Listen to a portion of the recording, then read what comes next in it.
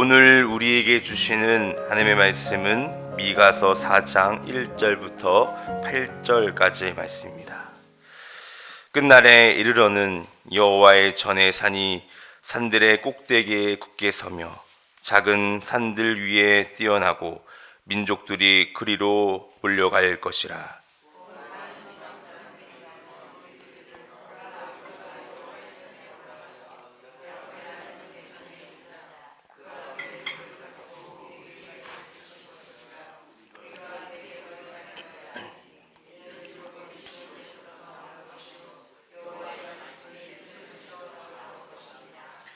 그가 많은 민족들 사이의 일을 심판하시며 먼 곳 강한 이방 사람을 판결하시리니 무리가 그 칼을 쳐서 보습을 만들고 창을 쳐서 낫을 만들 것이며 이 나라와 저 나라가 다시는 칼을 들고 서로 치지 아니하며 다시는 전쟁을 연습하지 아니하고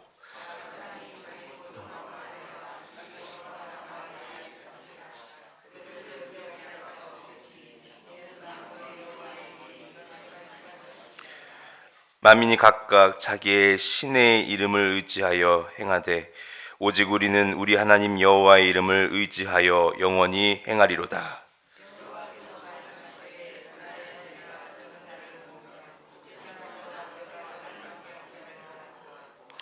발을 저는 자는 남은 백성이 되게 하며 멀리 쫓겨났던 자들이 강한 나라가 되게 하고 나 여호와가 시온산에서 이제부터 영원까지 그들을 다스리라 하셨나니 너 양떼의 망대요 딸 시온의 산이요 이전 걷는 곳 딸 예루살렘의 나라가 내게로 돌아오리라. 아멘. 우리가 성탄절까지 함께 살펴볼 말씀은 미가서 4장 이후의 말씀입니다. 이 미가서 말씀을 통하여서 성탄을 기다리는 우리들에게 어떠한 말씀을 우리에게 주시는지 우리 함께 나누어 보도록 하겠습니다. 제1차 세계대전이 발발했던 1914년 성탄절이 일어나기 직전에 있던 일입니다. 독일과 영국, 프랑스 연합군이 불과 몇백 미터 앞을 두고 매일같이 전쟁을 하는 상황이었습니다. 7월에 시작한 전쟁이 겨울에까지 계속 되어졌습니다. 두세 달 정도면 끝날 줄 알았던 이 전쟁이 계속해서 이제 전쟁이 이어나가자 모두 다 지쳐가는 상황이었습니다.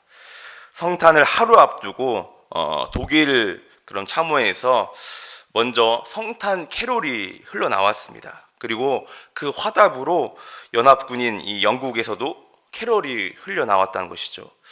그렇게 서로가 무장 해제된 것을 확인한 각 진영은 전쟁을 잠시 멈추고 무인지대로 향하였습니다.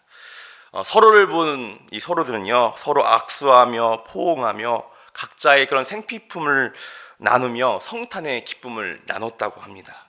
모든 병사가 성탄의 기쁨으로 충만해져 이 전쟁은 잠시 잊어버리고 사랑이 가득했던 그런 자리였습니다.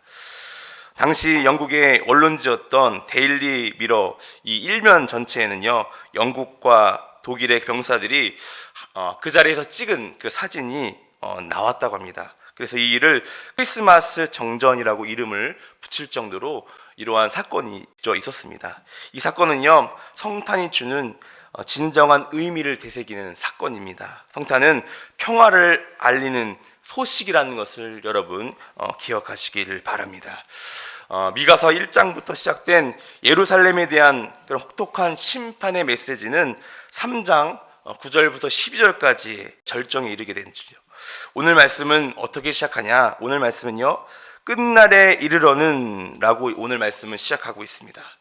이 끝날에로 시작하면서 심판을 역정시키는 하나님의 평화의 메시지를 선포하고 있습니다.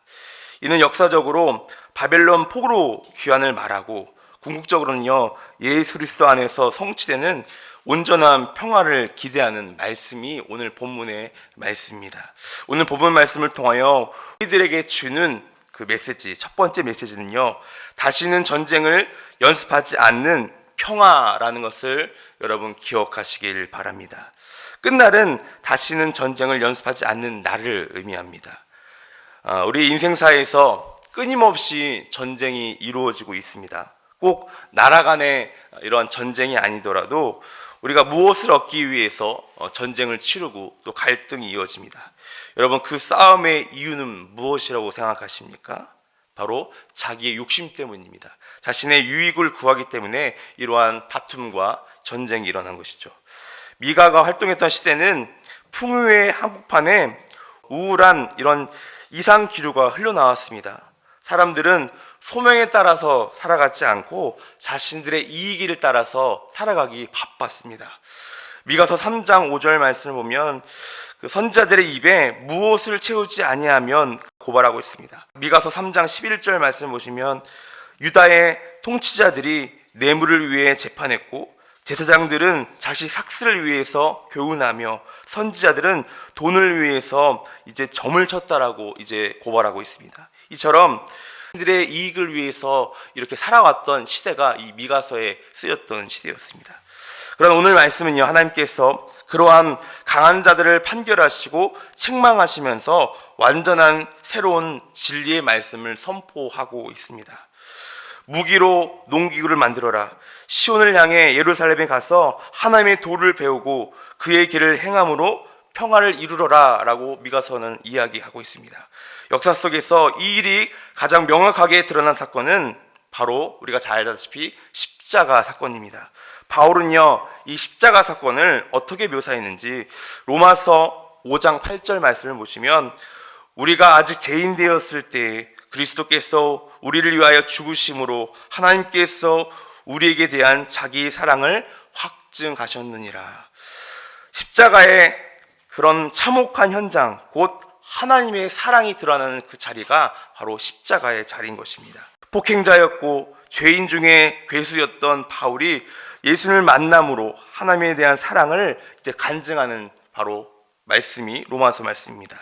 이처럼 성탄은요, 우리에게 평화를 알려주는 것입니다. 성탄은 우리가 다시는 전쟁을 연습하지 않고 사랑으로 허다한 죄를 덮어 선으로서 악을 이길 수 있는 그 원리를 깨닫게 하는 것이 바로 성탄의 의미, 바로 평화를 주는 우리의 의미인 것입니다. 사랑하는 여러분, 성탄을 기다리는 저희들 마음 가운데에 이러한 전쟁 같은 마음 있다면 그것을 그만하시고 더욱더 평화 가운데 임할 수 있는 저와 여러분 되시길 간절히 바랍니다. 두 번째, 오늘 본문을 통해서 주는 메시지는 심령이 가난한 자들을 향한 평화라는 것을 여러분 기억하시길 바랍니다.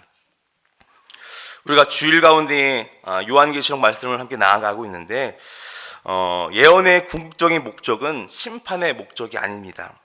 그들이 하나님께로 돌아서기 원하는 그 하나님의 간절한 마음, 그 사랑이 담겨 있는 것이 바로 이 예언, 바로 이 묵시록의 의미라는 것이죠. 그래서 미가서 곳곳에는 시대 가운데 하나님을 찾는 야곱의 남는 자들에 대한 말씀이 반복적으로 등장하고 있습니다. 야곱의 남는 자들의 그 마땅한 행위는 주님과 동행하는 삶이라고 계속 이야기하는 것이죠.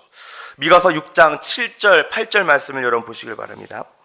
여호와께서 천천의 순양으로 만만의 강물 같은 기름을 기뻐하실까? 내 허물을 위하여 내 맏아들을 내 영혼의 죄로 말미암아 내 몸에 열매를 드릴까? 사람아, 주께서 터난 것이 무엇임을 내게 보이셨나니 여호와께서 내게 구하시는 것은 오직 정의를 행하며 인자를 사랑하며 겸손하게 내 하나님과 함께 행하는 것이 아니냐.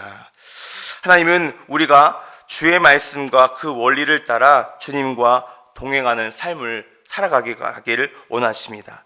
하나님을 만난 후에 우리가 하는 가장 큰 착각이 있습니다. 바로 하나님 앞에서 우리가 쓸모없는 인생이라고 싶어하는 그러한 마음이 우리 마음 가운데 드는 것이죠. 꼭 무언가 드려야 하나님께 원하는 것이라고 우리가 착각할 때가 많이 있다는 것입니다. 탕자의 그 삶을 바라보시길 바랍니다. 탕자의 이야기에서 가장 극적인 장면은요, 탕자가 아버지께로 돌아오는 그 장면이 가장 우리에게 클라이막스라는 것이죠. 그래서 누가복음 15장 20절 말씀을 보시면 이에 일어나 아버지께로 돌아가니라.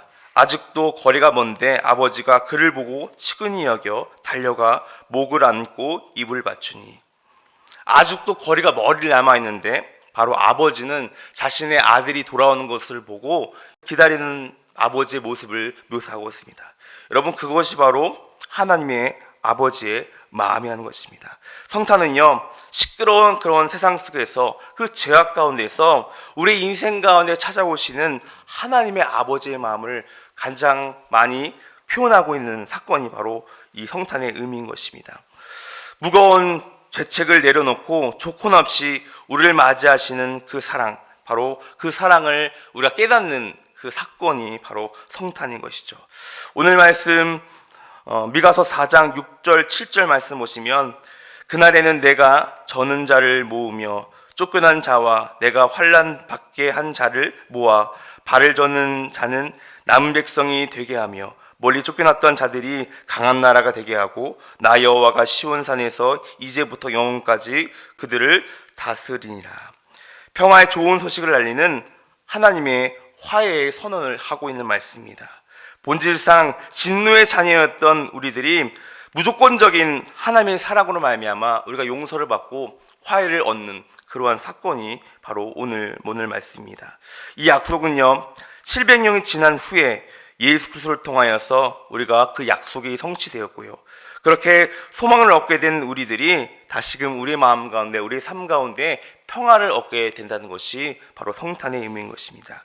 사랑하는 여러분, 이제 성탄을 기다리는 우리의 마음 가운데 우리의 모든 내 자아들과 죄악들, 연약함과 욕심들을 내려놓으시고 우리에게 더욱더 사랑으로 다가오시는 그 예수님과 하나님의 마음을 깊이 깨달아 나아갈 수 있는 저와 여러분 되시길 간절히 바랍니다. 평화의 왕으로 오신 그 예수 그리스도를 더욱더 기다리며 겸손과 낮아짐으로 나아갈 수 있는 저와 여러분 되시길 간절히 부탁을 드립니다.